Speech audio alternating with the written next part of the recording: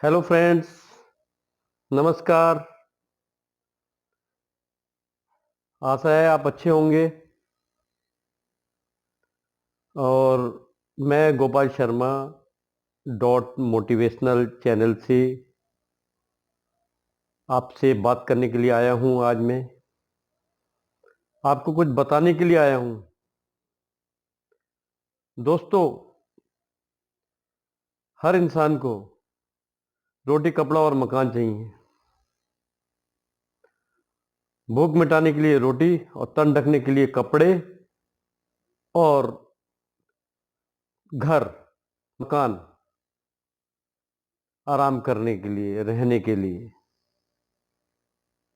क्या आपने कभी अपना मकान बनाया है या मकान बनाने की सोच रहे हैं?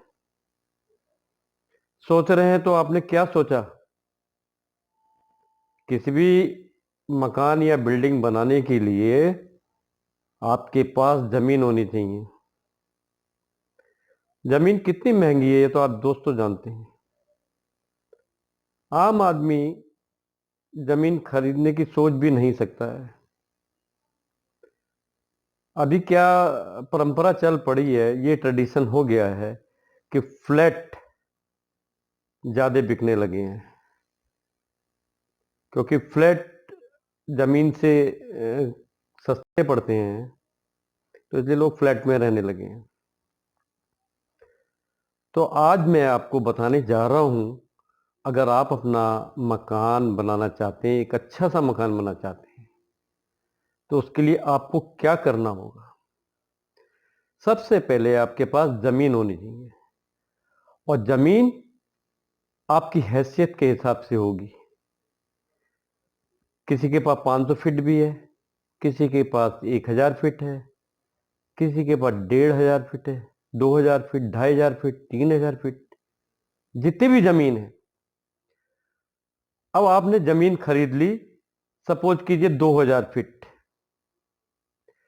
अब आप एक कोठी बनाना चाहते हैं और चाहते हैं कि डबल स्टोरी कोठी बन जाए, बहुत अच्छी बन जाए। तो क्या करेंगे अब आप? फिर आपको एक प्राधिकरण से, सक्षम अथॉरिटी से आपको नक्शा पास कराना होगा। और आप बिना नक्शे के निर्माण शुरू कर देंगे तो समझ लीजिए कि आपके विरुद्ध अनधिकृत निर्माण यानी कि अनऑथराइज कंस्ट्रक्शन करने के लिए नोटिस आएगा, और फिर आप दुखी हो जाएंगे। इसलिए बेहतर है, अगर आपके पास अपना प्लॉट है तो मैप सैंक्शन करा के ही निर्माण करें। अब सैंक्शन करने की प्रक्रिया क्या है, क्या प्रोसीजर है कि आसानी से आपका नक्शा पास हो जाए, आपको कोई प्रॉब्लम ना आए।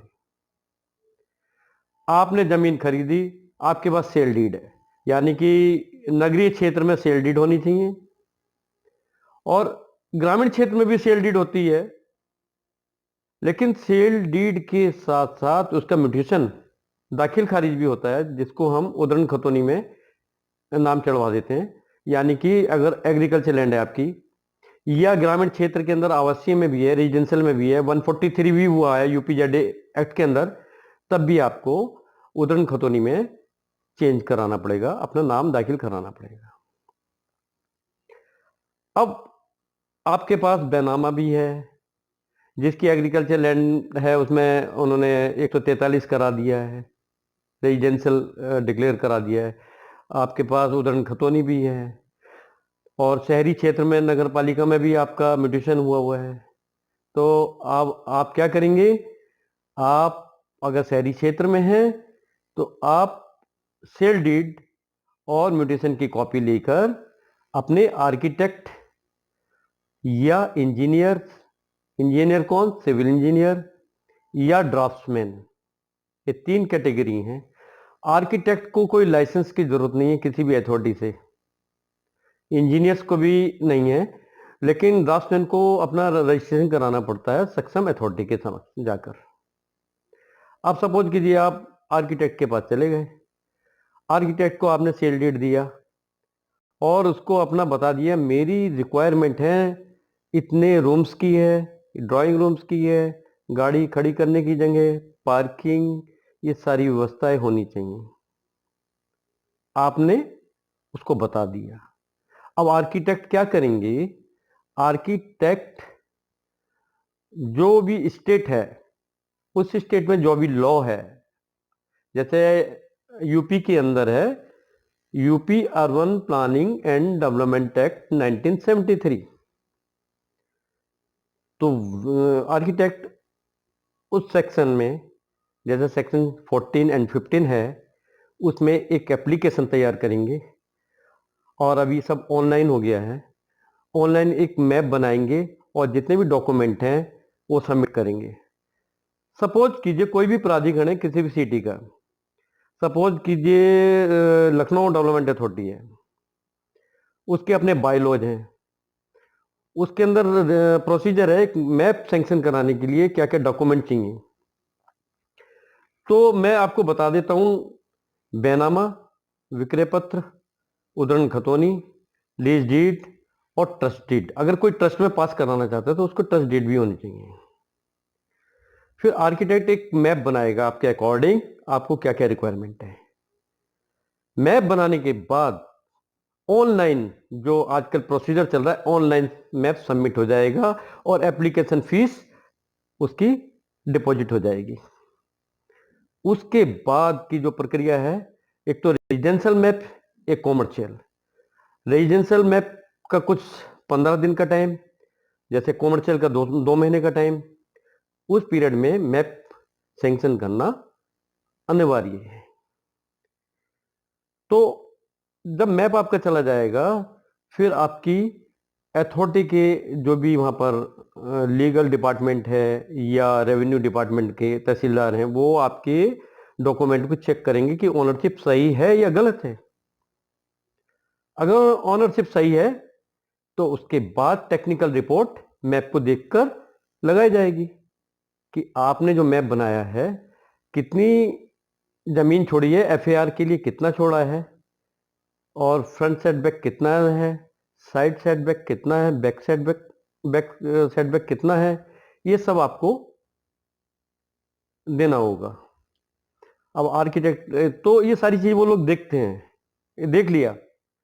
उसके बाद जब आपका क्लियर है मैप और जो एनओसी है संबंधित डिपार्टमेंट की, जैसे नगर निगम हो गया, अगर रोड साइड में है तो पीडब्ल्यूडी भी हो गया है, या नेशनल हाईवे हो गया है, मतलब फायर का है, तो वो सब एनओसी देने के बाद फिर वो मैप की प्रक्रिया आपकी सैंक्शन की शुरू हो जाती है।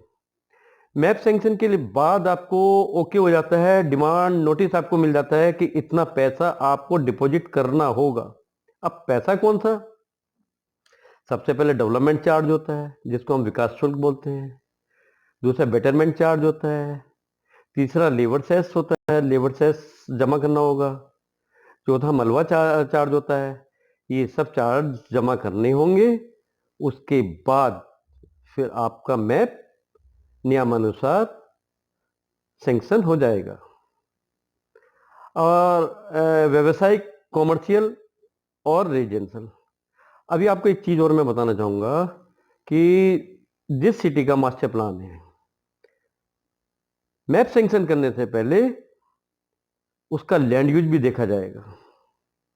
अगर ओपन स्पेस में आपकी जमीन है, पार्क है, कुछ भी है, ग्रीन बेल्ट है, तो वहां आपका नक्शा नहीं पास होगा। यदि आपका कॉमर्शियल एरिया है तो वहां पर कॉमर्शियल मैप सैंक्शन हो जाएगा।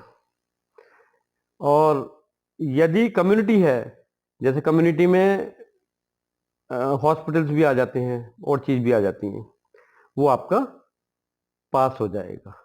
क्योंकि मास्टर प्लान में हमारा यूजेस दिया होता है कि जमीन का, किस क्षेत्र का यूजेस क्या है। तो दोस्तों, मैं आपसे अनुरोध करूंगा, आपको नक्शा पास कराना है तो अपने आर्किटेक्ट से मिलें और कभी भी ये भूल ना करें अनऑथराइज ना बनाएं। अनऑथराइज बनाएंगे तो नोटिस जारी होगा, सीलिंग होगा, फिर डिमोलिशन ऑर्डर होगा। डिमोलिशन ऑर्डर होने के बाद अगर आपका मतलब ऑर्डर की कंप्लेंस हो जाती है तो लगाइए, आपने पैसा इतना लगाए थे, मेहनत से पूरी पूंजी लगा दी, कैपिटल लगा दी अपनी, और पल भर में ही आपका सारा मामला खत्म, खलास, ध्वस्त हो जाएगा सारा। तो ऐसा काम क्यों करते हैं आप? मत कीजिए। ये मैसेज मैं इसलिए दे रहा हूं, जो भी काम करें कानून के दायरे में रह के करें, नियमानुसार करें, तो हमेशा आप खुश रहेंगे। Thank you. आज के लिए इतना ही। अगली बार नए सब्जेक्ट के साथ आपसे भेंट करूंगा। नमस्कार।